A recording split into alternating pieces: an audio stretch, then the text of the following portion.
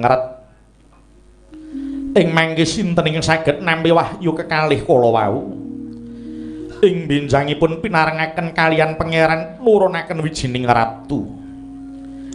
Ningali kaliyan kodrat ingkang nurunaken Koko Prabu sampun cetha bilih kang wayah parikesit ingkang sampun piniji kaliyan pangeran minangka Narendra Ngastina.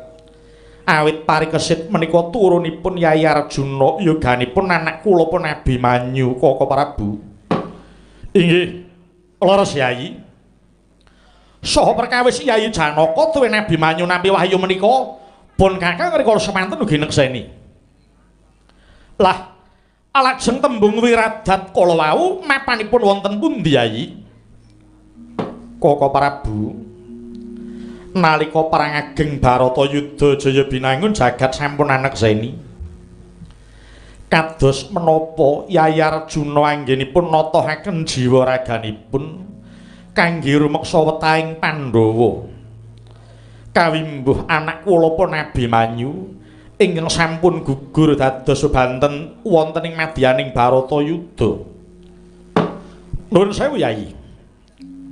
Menawi perkawis lelabuhan ingkang dipun ketingalaken wonten Baratayuda, kula kinten boten namung Yayi Arjuna piyambak lho Yayi. Nanging ugi boten sekedhik pangorbananipun kadang kula Yayi Werkudara. Piyambakipun ugi mawi tetombok guguripun anak kula pun tetuka Yayi Prabu. Ora ya ngono Werkudara? Iya. Bener apa kang dadi dawing Baladewa kakangku nanging piye Di? Tak jaluk yen mirsaning bab lelabuhaning nalika Baratayuda aja mung disawang saka pancer wong tuwa lanang wae.